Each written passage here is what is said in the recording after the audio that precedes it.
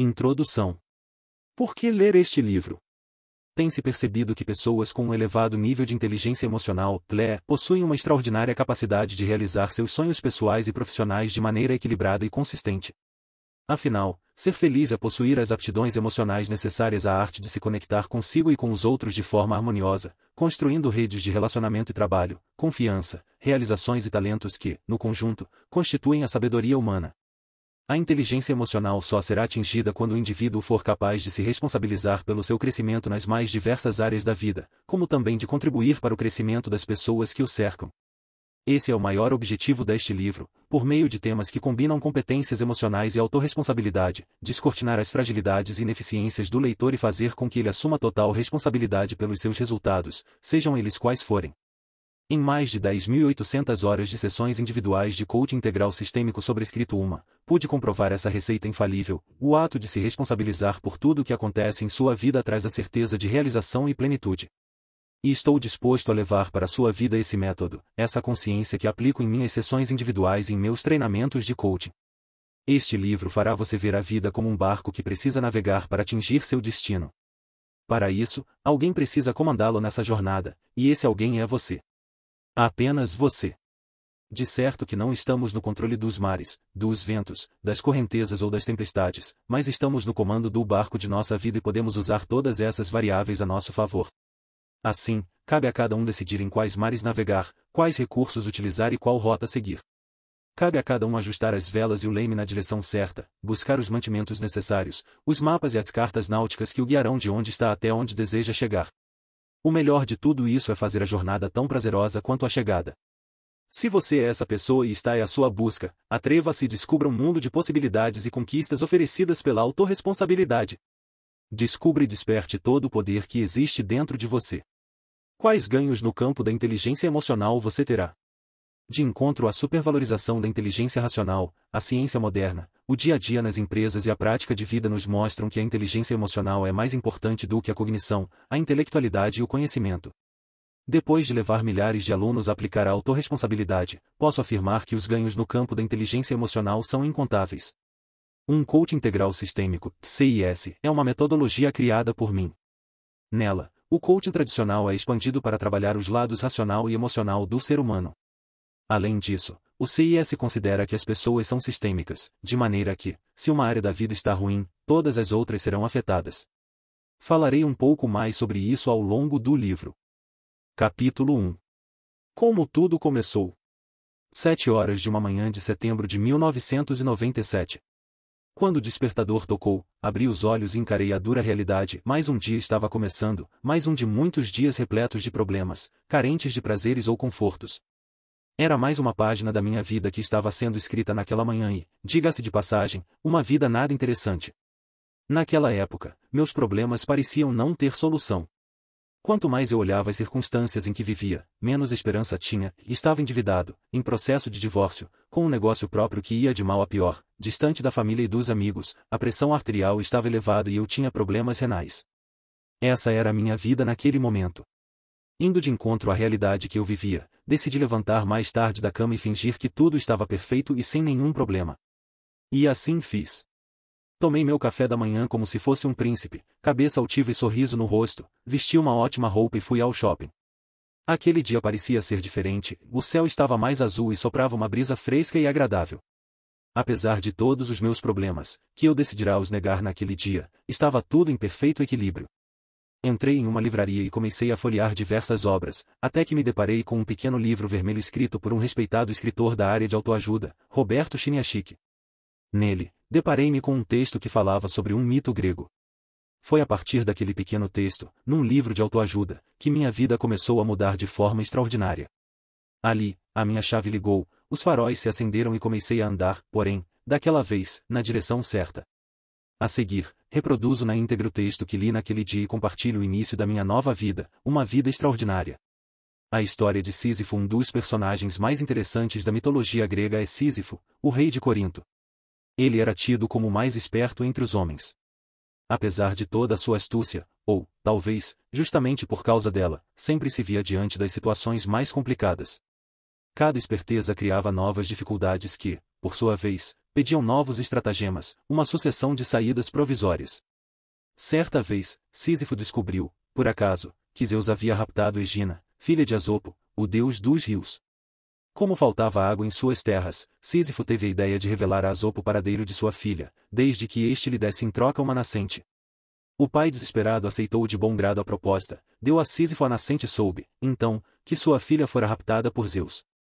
Sísifo teve água, mas arrumou outro problema, Zeus ficou furioso com a delação e mandou a morte buscá-lo.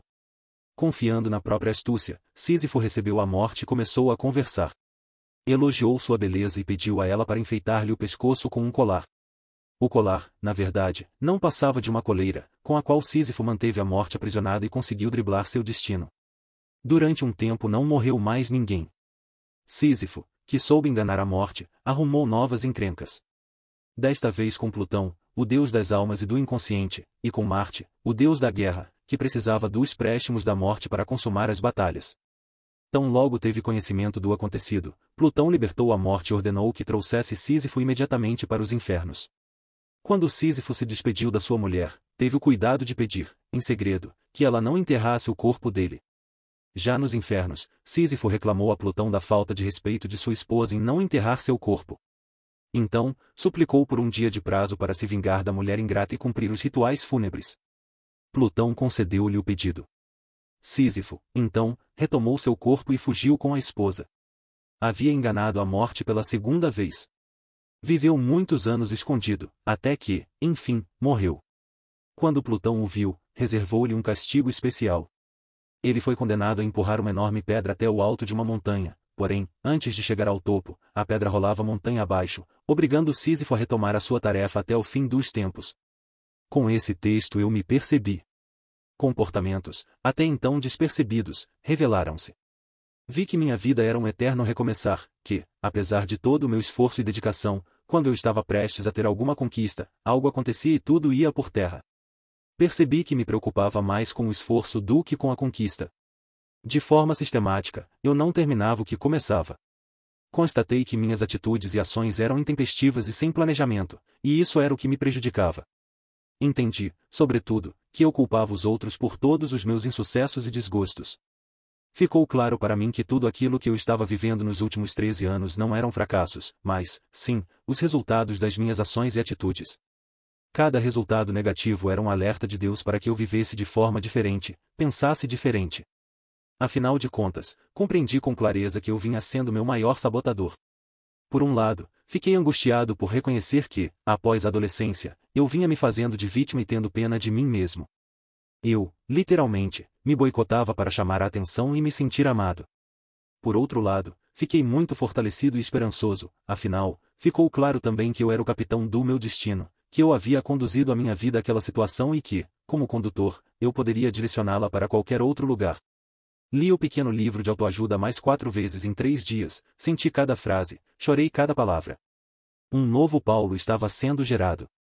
Pela primeira vez, iniciei uma busca incansável por ajuda e para mudar o único que precisava ser mudado, eu.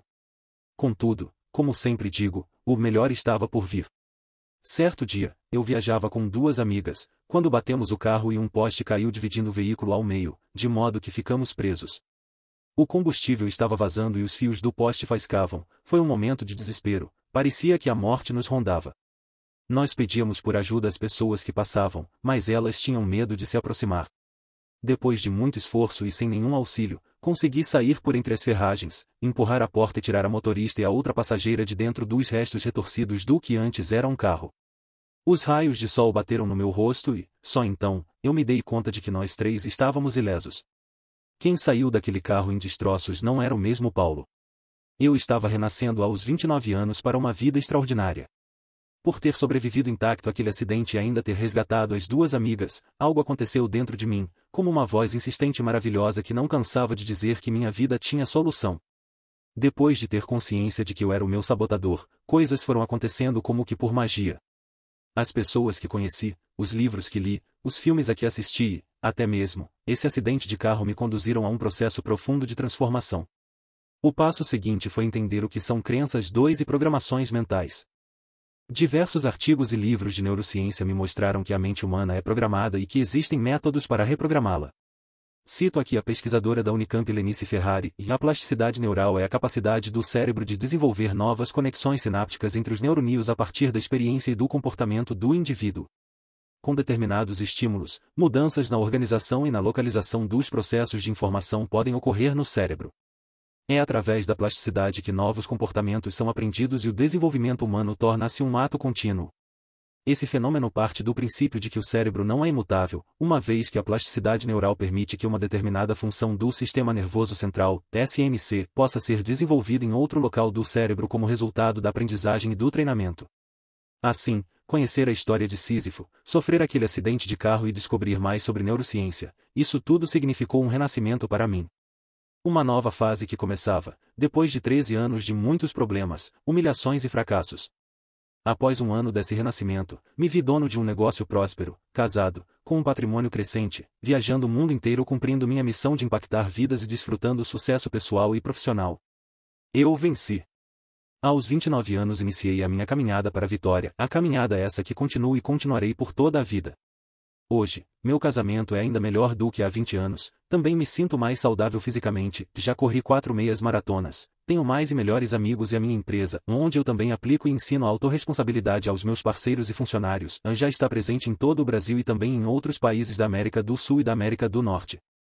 Atualmente, consigo impactar milhões de pessoas ao ano com o método CIS marca registrada, Coaching Integral Sistêmico, curso criado por mim e que se tornou o maior treinamento de inteligência emocional das Américas. As turmas mensais chegam a mais de 3.500 pessoas. E o melhor de tudo, minha relação com Deus está mais próxima e mais forte, hoje consigo chamá-lo de Pai, é meu Pai. É esse o convite que lhe faço. Existe um caminho, uma tecnologia, uma metodologia para reprogramar suas crenças limitantes. Venha comigo nessa jornada prazerosa, fazer parte desse grupo seleto de pessoas que decidiram ser melhores para si mesmas e para o mundo também. Acredite que nada é por acaso. Este livro está em suas mãos para que você conquiste uma vida extraordinária e seja inspiração para muitas outras pessoas. Venha comigo. 2 crenças são as lentes pelas quais enxergamos a nós mesmos e ao mundo. São reflexo da nossa vivência em família, da moral, dos valores e da ética que nos foram transmitidos durante os primeiros anos de vida, porém, também podem ser modificadas ao longo de experiências posteriores. Elas são formadas por repetição ou forte impacto emocional. Toda crença é autorrealizável, portanto, as suas crenças determinam os seus resultados. Este assunto é abordado de forma mais consistente nos livros O Poder da Ação, Fator de Enriquecimento e Poder e Alta Performance. Capítulo 2. Identificando seu estado atual. Tenho feito essas perguntas a milhares de pessoas durante o método CIS e outros treinamentos que ministro. Agora gostaria de fazê-las a você. Como está a sua vida? Como estão seus sonhos e objetivos? Você tem sido próspero ou limitado? Realizado ou frustrado? E, ainda mais, como será seu futuro se continuar a viver como tem vivido? A vida é uma trajetória com início, meio e fim. A maioria das pessoas buscam o fim, ou seja, a chegada aos seus objetivos, as conquistas. Mas elas esquecem de 2 coisas muito importantes. A primeira é a trajetória, o caminho a ser seguido, que precisa ser tão prazeroso quanto a chegada, ou estaremos sempre adiando nossa felicidade para quando alcançarmos o próximo objetivo. A segunda é o local de partida. Se eu quero ir para a China, preciso saber onde estou hoje, pois, dependendo de onde eu esteja, a rota vai ser diferente. Se eu estiver em São Paulo, a rota será uma, se estiver em Porto Alegre, outra, se estiver em Londres, outra diferente. O destino pode até ser o mesmo, mas se eu não souber onde estou, vou pegar caminhos errados, transportes inapropriados, etc. Daí a grande importância de saber onde está sua vida hoje, não apenas em linhas gerais, mas em cada uma das áreas. Como nós poderemos definir uma rota, se não soubermos onde estamos? Como eu posso melhorar meu casamento se eu não sei como ele está verdadeiramente? Eu tenho poupança, dívidas, organização financeira? Como eu posso melhorar minhas finanças sem ter a consciência de como elas estão? Conhecer o próprio estado atual em cada área da vida é o início de toda a jornada e de todas as mudanças. Esse é o primeiro desafio e, portanto, é o nosso primeiro exercício. Exercício 1. Como está a sua vida hoje em cada uma das áreas? Escreva, pelo menos, 2 linhas para cada item. Familiar, profissional, saúde e social, financeiro, emocional. Pare agora durante alguns minutos, e de olhos fechados, reflita com sinceridade sobre a sua existência, sobre suas facilidades e dificuldades. Reflita sobre quem você tem sido. O que eu trago neste livro é a possibilidade de se tornar alguém diferente muito melhor de quem você tem sido. Um grande engano da maioria das pessoas é achar que são o que são e, como uma estátua de mármore, continuarão a ser da mesma maneira para sempre, sem a possibilidade de mudanças e de transformações. Tenho brincado com tais pessoas dizendo que elas foram acometidas da síndrome de Gabriela. Eu nasci assim, eu cresci assim e sou mesmo assim, vou ser sempre assim, Gabriela, como diz a composição de Dorival Caymmi. Seria uma terrível maldição estarmos condenados a não mudar, a sermos para sempre da mesma maneira. Eu acredito que a nossa essência foi criada por Deus e é imutável, até porque é perfeita, porém a criação que tivemos, a educação que recebemos, os ambientes que frequentamos e a quantidade e qualidade de amor que nos foi dada, tudo isso nos tornou pessoas distantes dos nossos sonhos e potenciais, a ponto de nos perguntarmos quem somos. Como já sabemos, podemos ser e viver de maneira diferente do que temos sido e vivido até hoje. Podemos ser mais motivados, mais alegres, mais amorosos, mais competitivos, mais vitoriosos, mais entusiasmados, mais felizes, enfim, podemos ser quase tudo o que quisermos. Isso é ser humano, ou seja, exercer de forma digna o livre arbítrio que Deus nos deu. Acredite, você pode optar por uma vida muito melhor, mais farta de amor, conquistas e realizações. Exercício 2. Responda às perguntas a seguir com muito empenho, sinceridade e humildade. 1. Ser quem é você. Escreva sobre seus sonhos, projetos, medos, ansiedades e preocupações. 2. Fazer o que você tem feito. Onde tem trabalhado e fazendo o quê? Quais cursos tem feito? Qual atividade física tem praticado? O que vem fazendo em prol de si mesmo, da sua família e do mundo? Você se sente feliz com a vida que tem levado todos os dias? 3. Ter o que você tem, possui, no contexto material. Onde mora? Que carro possui? Quais roupas veste? Possui poupança? Quais são os maiores bens que você possui? Se, após observar essas respostas, você perceber que está tudo ótimo, que é quem gostaria de ser, faz o que gostaria de fazer e tem tudo o que sempre quis ter, que não existe nada mais a conquistar, então você não precisa deste livro. Aconselho que o dê de presente a alguém que, de fato, acredite precisar de ajuda. Para você, que precisa de ajuda, a minha proposta é que você seja, ser, uma pessoa diferente, fazer coisas que antes não fazia, e as faça de forma prazerosa, e, só assim, ter o que sempre quis ter. É nessa jornada, é nesse mundo mágico que você está entrando agora. Um mundo de possibilidades chamado autorresponsabilidade, um mundo de caminhos e escolhas, uma maneira simples e eficaz de construir uma vida extraordinária. Para trilhar essa jornada e entender ainda melhor quem você vem sendo e quem deve se tornar, é fundamental avaliar a sua inteligência emocional. De acordo com o psicólogo Daniel Goleman, Ph.D. pela Universidade de Harvard e criador da teoria, a inteligência emocional se divide em dois domínios principais, as competências pessoais e as competências sociais. Então, para continuar a leitura deste livro, é importante que haja autoavaliação em cada uma dessas competências descritas por Goleman, e que você perceba onde, de fato, estão suas maiores demandas em termos de competências emocionais. Após ler o livro e fazer os exercícios propostos, você deve voltar para a avaliação a seguir, pontuar novamente cada um destes fundamentos e observar quais foram as conquistas no campo da inteligência emocional após o uso e a prática da autorresponsabilidade. Competência pessoal: capacidade de se conectar consigo mesmo manifestando o melhor de si, desse modo, estando apto a crescer e desenvolver-se de forma contínua. Nota de 1 a 2, totalmente insatisfatório nota de 3 a 4, insatisfatório nota de 5 a 6, regular nota de 7 a 8, satisfatório nota de 9 a 10. Supera as expectativas antes depois 1.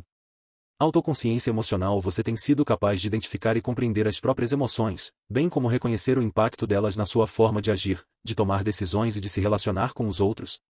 Tem usado suas emoções como aliadas? 2. Autoavaliação precisa: você conhece os próprios limites e possibilidades, sem se supervalorizar ou se subestimar? Coloca-se da maneira correta em cada desafio e, sobretudo, é capaz de distinguir uma oportunidade de uma autossabotagem? 3. Autoconfiança: você tem um sólido senso do próprio valor, capacidade e potencial? É capaz de enfrentar seus desafios de forma segura e confiante? 4. Autocontrole emocional: você consegue manter suas emoções e impulsos destrutivos sob controle em momentos de estresse? 5. Superação: você possui ímpeto para melhorar o próprio desempenho a fim de satisfazer padrões internos de excelência? Acredita que tudo pode ser melhor e que sempre é possível ir além e conquistar algo mais? 6. Iniciativa: você está sempre pronto para perceber e aproveitar oportunidades, não se deixando paralisar pela zona de conforto ou pela acomodação? 7. Transparência. Seus comportamentos têm sido totalmente fundamentados na honestidade e na integridade?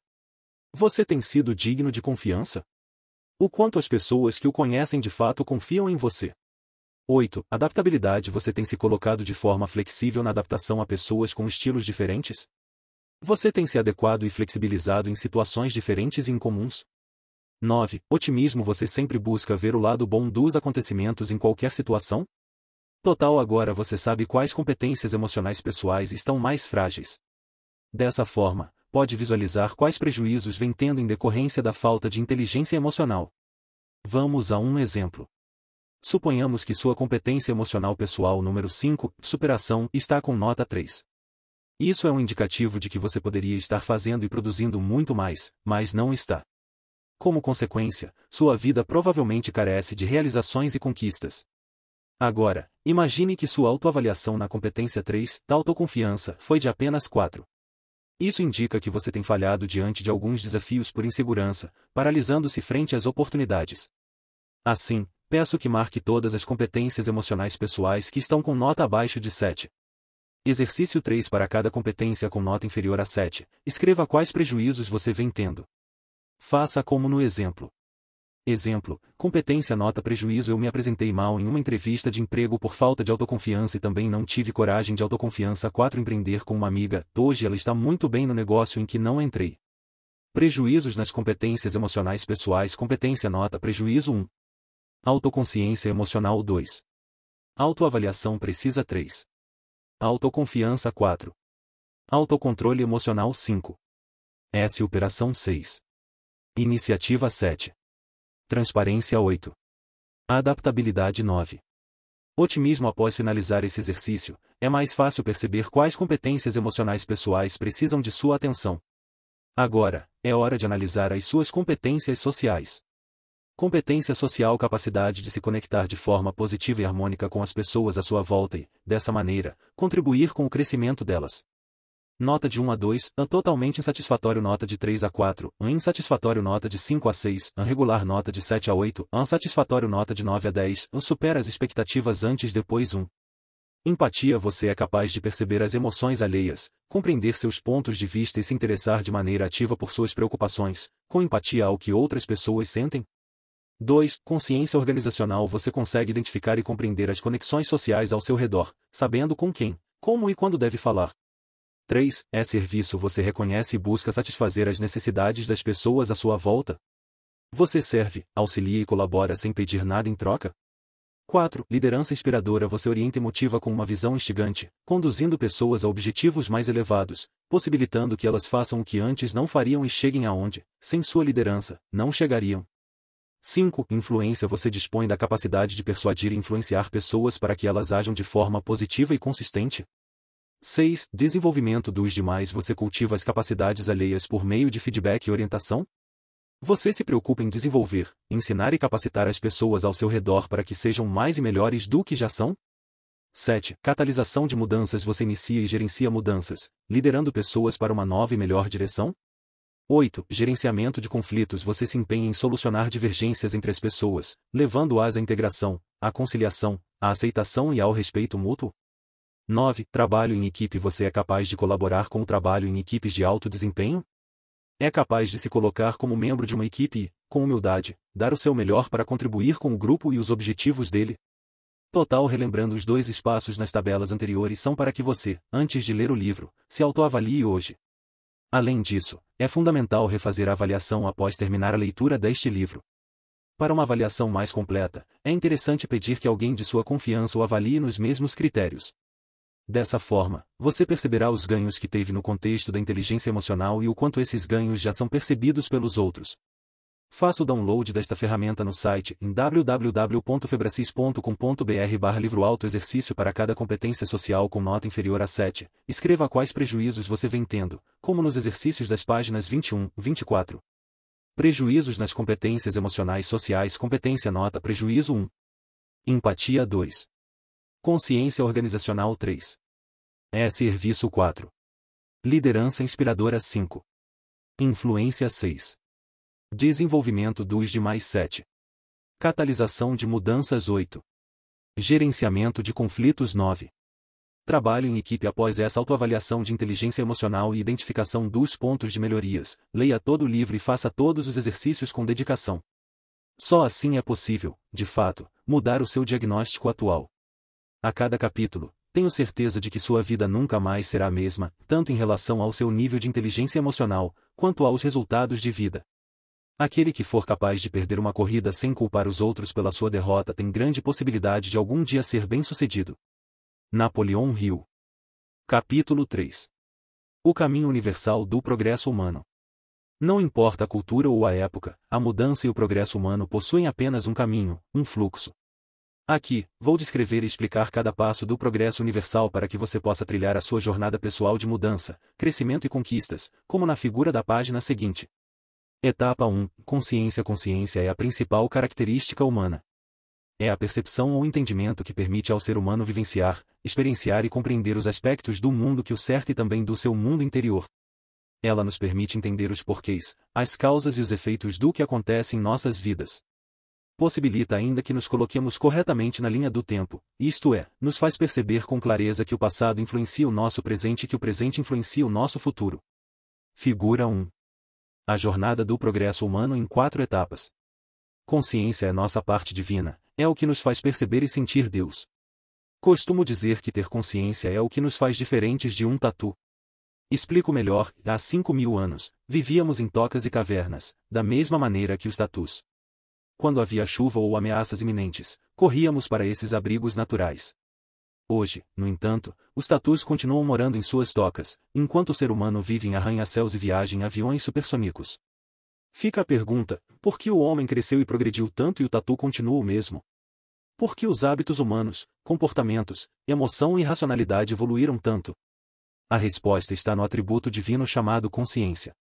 É ela que nos faz perceber não apenas nosso estado atual como também nos faz questionar o que já existe como certo ou errado, bom ou ruim. É a consciência que nos faz olhar o futuro como um universo de novas possibilidades. É ela que nos permite a conexão com o mundo e com si mesmo. Em resumo, a consciência é a responsável pelo nosso progresso. O crescimento e o desenvolvimento humano apenas são possíveis se houver a consciência. Para melhorar nossa compreensão, divido a consciência em 3 níveis ou tipos: consciência plena, consciência relativa e consciência disfuncional. A consciência plena está naqueles que percebem o mundo e a si mesmos de forma rápida e precisa. São pessoas que conseguem ter uma compreensão adequada e produtiva sobre tudo aquilo que as cerca. Tal percepção as faz protagonizar ações que as levam tanto a crescer como indivíduo quanto a contribuir massivamente com o ambiente ao seu redor.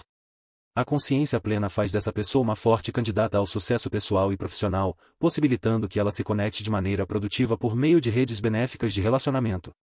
Imagine uma pessoa de bom coração, cordata e serena que, ao ser fechada no trânsito, entende aquilo como uma agressão intencional e pessoal e vai em busca do suposto agressor para se vingar da afronta.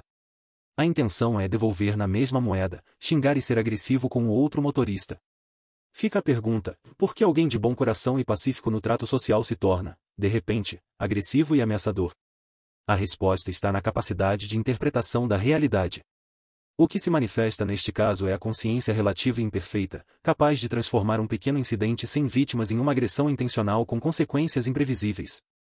Vamos ajudar essa pessoa usando algumas perguntas estruturadas do coaching integral sistêmico para trazer consciência plena a ela. 1. Essa pessoa que o fechou tentou de fato prejudicar você? 2. A fechada foi uma ação intencional e direcionada a você? 3. Você, em algum momento, já fechou alguém no trânsito por pura barbeiragem ou distração? 4. Será que aquela fechada aconteceu porque aquele motorista desviou de um ciclista imprudente? 5. Será que aquele motorista desviou de um buraco ou um cachorro? 6. Vendo de fora, e de cabeça fria, como você percebe seu comportamento de se vingar do outro motorista com outra fechada e gestos obscenos? 7. O que poderia acontecer se o autor da fechada fosse alguém perigoso e descontrolado? 8. E se ele for um assassino contumaz? 9. O que poderia acontecer se você levasse a vingança em frente? 10. E se acontecesse o pior com você, como ficaria a sua família? É perceptível que se essa pessoa tivesse uma melhor compreensão de si e do mundo, em outras palavras, se ela tivesse consciência plena, a reação seria muito mais pacífica e equilibrada, sem consequências negativas a ninguém.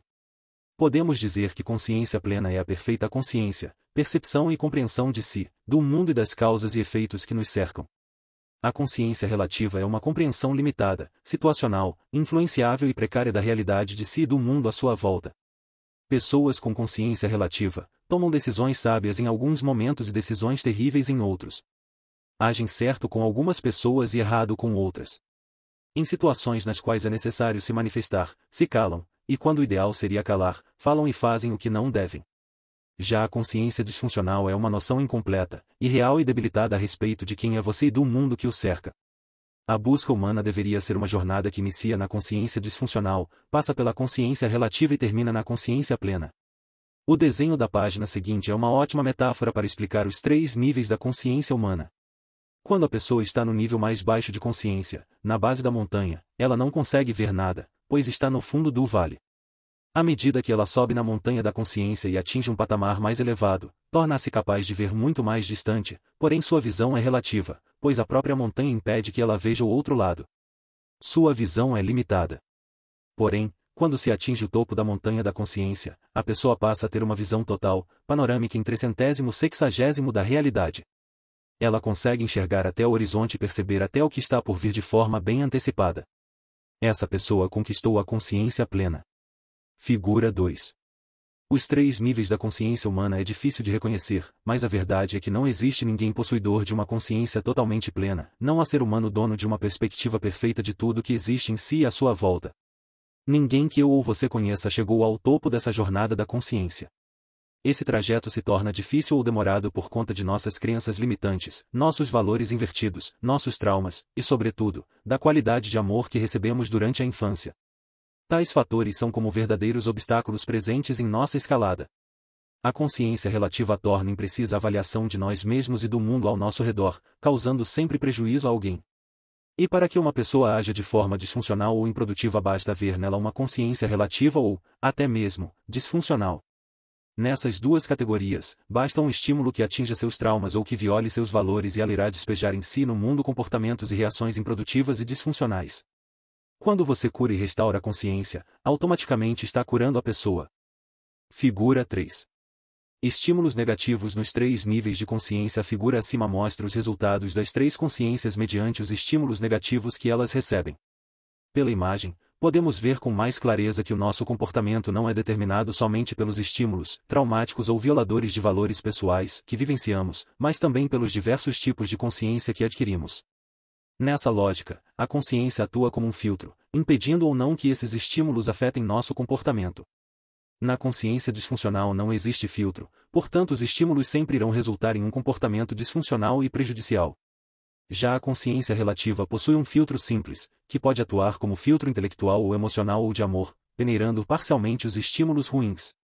Por fim, temos a consciência plena, que é a que retém bem mais estímulos negativos, pois ela possui 3 filtros simultaneamente, o intelectual, o emocional e o de amor, resultando em comportamentos funcionais produtivos. A consciência disfuncional pode ocorrer de forma permanente, em pessoas mentalmente enfermas, ou de forma temporária, em pessoas expostas a um forte estresse ou a uma grande dor. Nos grandes centros urbanos, é comum encontrar pela rua um mendigo que acredita ser um rei, segurando uma vassoura velha como um cetro real e usando uma coroa de papel alumínio e papelão na cabeça. Essa pessoa tem a consciência completamente debilitada a respeito de quem é e do mundo à sua volta.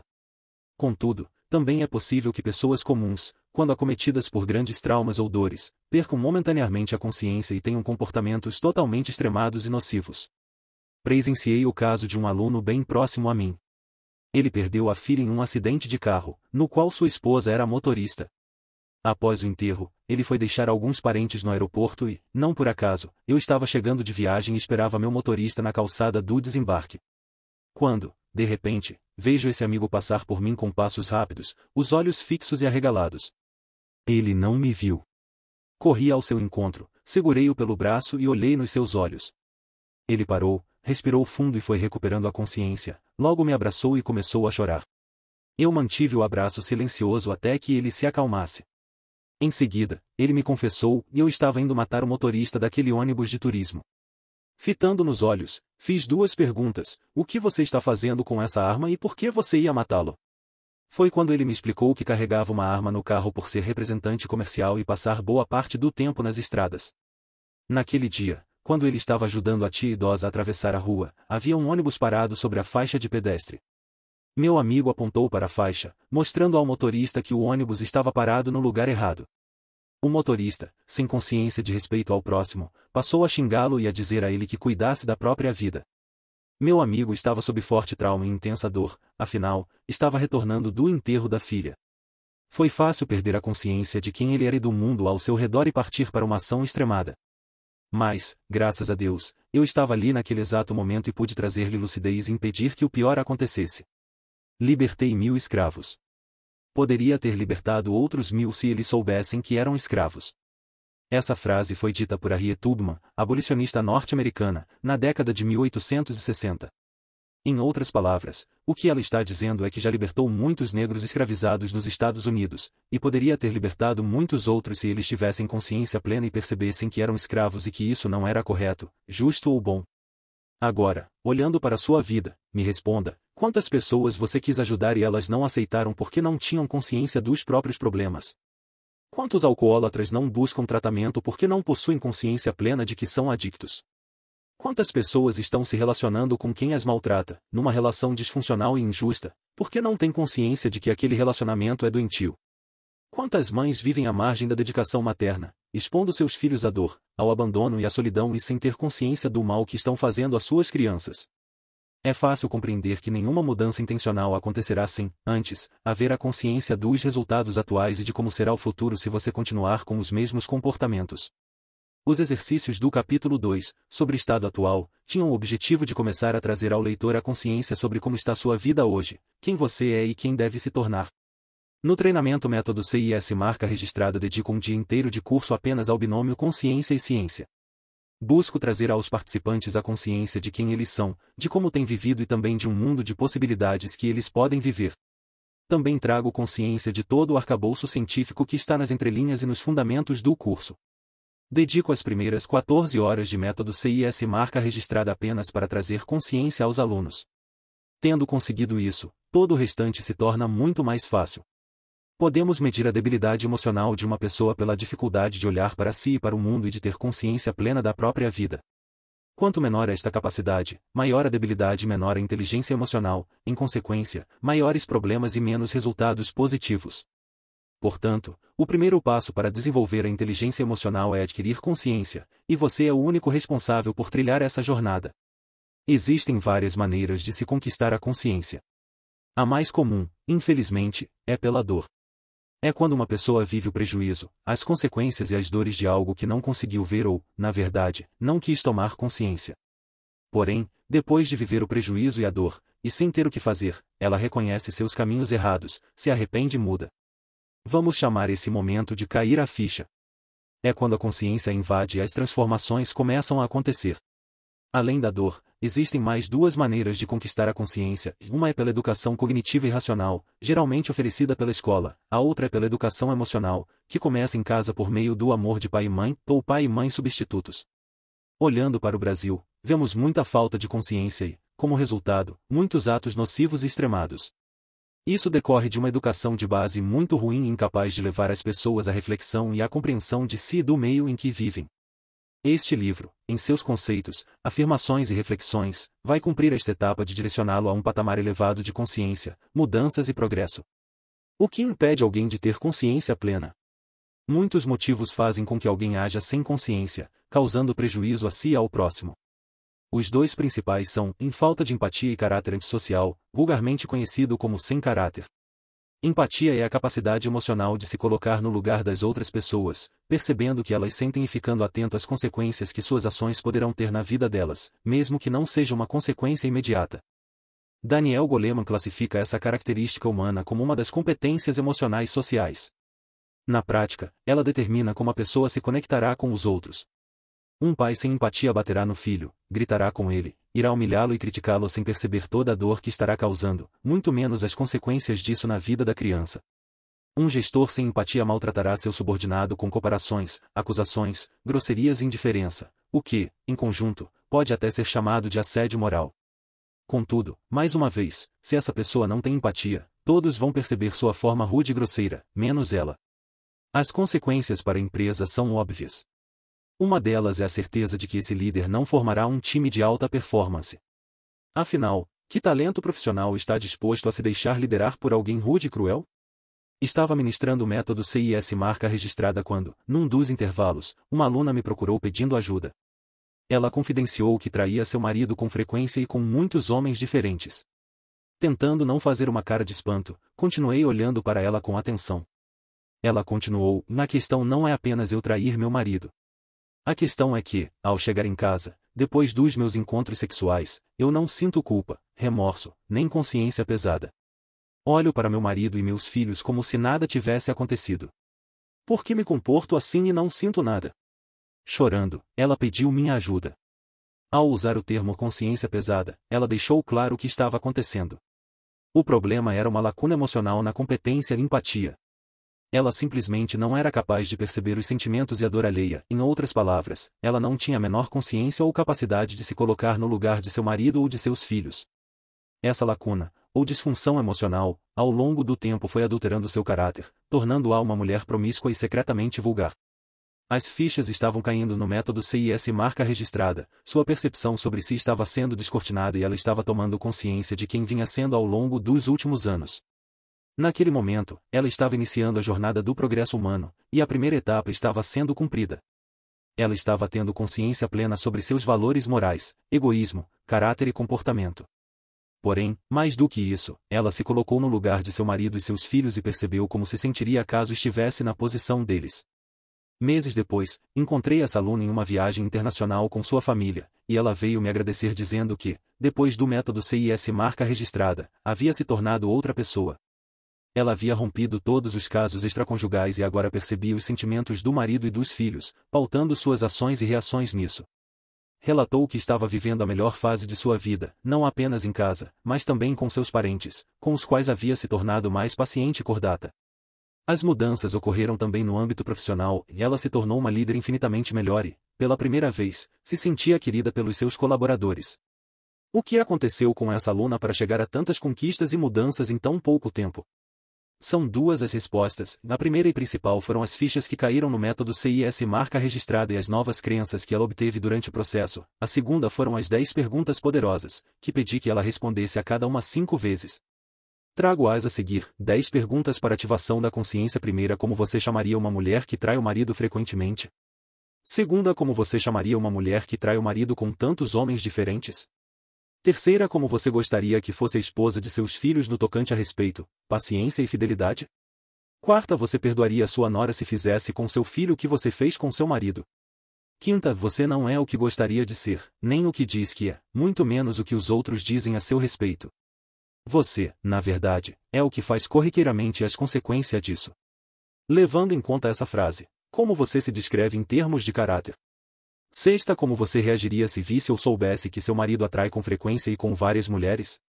Sétima: como você reagiria se encontrasse seu marido na cama com outra mulher? Antes de responder, visualize a cena em sua mente. Oitava: quais problemas você já teve por causa de seus casos extraconjugais? Nona: o que pode acontecer de pior se você continuar tendo esse comportamento promíscuo? Décimo: o que aconteceria se seus casos extraconjugais fossem filmados e colocados nas mídias sociais, e todas as pessoas vissem suas atitudes? Como você se sentiria e reagiria? Nessas perguntas, usei as 3 formas de se conquistar a consciência: a educação, a empatia, se colocar no lugar do outro e a dor. A educação veio pela reflexão do que significava aquele comportamento. A empatia veio quando eu a fiz se colocar no lugar de seus familiares como pessoas desrespeitadas e traídas. Já a dor apareceu quando a fiz experimentar mentalmente as consequências dos seus atos. De uma maneira ou de outra, você continua sendo o único responsável pelos seus acertos ou erros. E, mesmo que desprovido de empatia, a responsabilidade de curar suas emoções e restaurar seu caráter continua sendo sua. Tenho certeza de que, com tudo o que viu até aqui, você está em processo de crescimento. Tendo já cumprido a primeira etapa do despertar da consciência, está na hora de avançar para a segunda etapa, a autorresponsabilidade. Etapa 2, autorresponsabilidade. Esta etapa, na verdade, é o tema que trago no decorrer de todo este livro. É a busca maior que trouxe como objetivo para sua vida em todas as linhas que estão por vir. Sendo assim, não o abordarei nesse pequeno módulo e deixarei todo o conteúdo adiante se ocupar dessa grande responsabilidade. O que importa saber neste momento é que, já tendo a consciência e a clareza de si e do mundo ao nosso redor, estamos prontos para a segunda etapa, que é a autorresponsabilidade, a certeza absoluta, a crença de que você é o único responsável pela vida que tem vivido. Seja ela boa ou ruim, por ação ou omissão ou, ainda, pelo que pensou ou sentiu. A autorresponsabilidade também pode ser compreendida como livre-arbítrio, ou a certeza de que é você quem está com o leme do barco da sua vida nas mãos. Então, cabe unicamente a você navegar. Um conhecido bordão diz que navegar é preciso. Eu, porém, digo que é impossível não navegar. Por isso, faço 3 perguntas. 1. Quem está no comando do barco de sua vida? 2. Por ação ou por omissão, para onde você está conduzindo sua vida? 3. O quanto você de fato está preparado para conduzir o barco de sua vida? Aproveito a metáfora do barco para desmistificar uma fala muito comum que diz que fulano não fez nada o dia inteiro, ou que Beltrano não fez nada em toda a vida. É impossível alguém não fazer nada. Não é correto dizer que uma pessoa passou o dia em casa na frente da televisão, deitada no sofá, tomando cerveja, sem fazer nada. A verdade é que ela fez algo, porém, o que fez foi desnecessário e improdutivo. É como se ela tivesse navegado durante horas, gastando mantimentos e recursos, e no fim do dia, descoberto que voltou ao mesmo lugar. Se a vida é uma jornada, o tempo está passando e ela não está avançando. Outra forma de entender a autorresponsabilidade é compreendê-la como uma plantação. Querendo ou não, estamos sempre plantando e consequentemente estamos também sempre colhendo algo. E como diz na Bíblia, de Deus não se zomba. O que você plantou isso sim é o que você vai colher. O que essa passagem quer dizer é que você é responsável pelas consequências do que fez ou deixou de fazer. Então, faça o que é bom, produtivo e benéfico. Você já tem a consciência e, ao longo deste livro, cumprirá a segunda etapa, a autorresponsabilidade, que, em outras palavras, é agir na direção certa ou, pelo menos, mais acertada possível. Se você tem consciência dos seus erros, está na hora de agir. Se tem consciência do que está errado, então ponha-se a andar na direção certa. Se tem consciência de que pode e deve ser uma pai melhor, faça o que tem de ser feito. Se você, agora, tem consciência de que está acomodado profissionalmente, está na hora de se capacitar, agir e realizar o que é de seu potencial. A segunda etapa consiste em agir massivamente na direção certa. Cumpra a segunda etapa e estará pronto para avançar para a terceira, que é criar uma visão positiva de futuro. Etapa 3, Visão positiva de futuro. O método tradicional de desenvolvimento humano passa por uma compreensão da mente de forma muito subjetiva. Contudo, as novas tecnologias e os saberes revelados pela neurociência moderna trazem uma forma mais clara e objetiva de entender o ser humano, seus sentimentos e pensamentos. Para o coaching integral sistêmico, o pensamento não é algo subjetivo, mas uma dualidade por imagens mentais e um diálogo interno mental, e, por isso, é um poderoso ingrediente de geração de consciência, reprogramação de crenças e mudança de comportamento. No método CIS no Formação em Coaching Integral Sistêmico, meus alunos aprendem que pensamento é uma imagem fotográfica mental, algo que eles veem apenas dentro da própria mente. Quando o pensamento vem sem força emocional, seu poder é pequeno, porém, quando vem sob forte impacto emocional, se torna uma forte realidade interna e um poderoso instrumento para a mudança humana. Na prática, a visão de futuro é constituída de pensamentos ou imagens fotográficas a respeito do porvir. Todos nós temos imagens mentais sobre o nosso futuro, que podem ser positivas ou negativas. Porém, a maioria das pessoas não tem consciência de sua visão de futuro e, por isso, cultiva uma combinação de imagens boas e ruins, produtivas e improdutivas, de vitória e de vitimização. E obviamente cada um de nós está colhendo o fruto dessas imagens incubadas em nossas próprias mentes. A questão é, quais imagens você tem cultivado? Imagens de paz, amor, prosperidade e felicidade, ou de dor, medo, angústia, frustração, perda e tristeza? Tenho perguntado a centenas de pessoas quais imagens elas cultivam, a maioria esmagadora diz que tem imagens muito boas trafegando em suas mentes. Porém, quando inicio as sessões de coaching, já nas primeiras ferramentas elas se dão conta de que as imagens que mais surgem em seus pensamentos são as que elas mais temem. São medos, frustrações, angústias, mágoas, rancores, etc. E o que, de fato, elas desejam para o seu futuro existem apenas como pequenos fragmentos de imagens positivas assolados por um mundo de imagens negativas.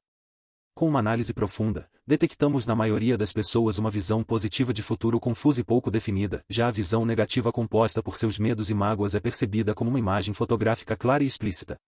Isso mostra a qualidade dos resultados dessas pessoas. E você, tem consciência das imagens mentais que trafegam em sua mente? Você possui uma visão positiva de futuro para cada área de sua vida? A verdadeira felicidade não está em fazer o que se deseja, mas em amar o que realizou. Sir Winston Churchill. Etapa 4. Ferramentas poderosas de progresso. Depois de cumprir os 3 primeiros passos, é preciso dispor de ferramentas poderosas de progresso, ou seja, as ferramentas certas para conduzi-lo até a sua visão positiva de futuro. Por 13 anos eu vivi todo tipo de problemas, privações e limitações, tudo isso apenas porque eu não tinha consciência.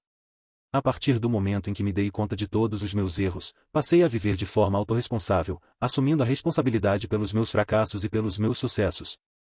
Foi quando consegui enxergar que a minha vida tinha jeito e que eu poderia alcançar resultados extraordinários. O problema é que eu não tinha nenhuma ferramenta, muito menos as ferramentas certas. Era como se eu tivesse o barco, mas não tivesse o leme. Durante a busca por ferramentas, caminhos e métodos para mudar a minha vida, descobri o coaching. Naquela época, há mais de 20 anos, eu encontrei ferramentas de mudança de crenças que me ajudaram a começar a crescer.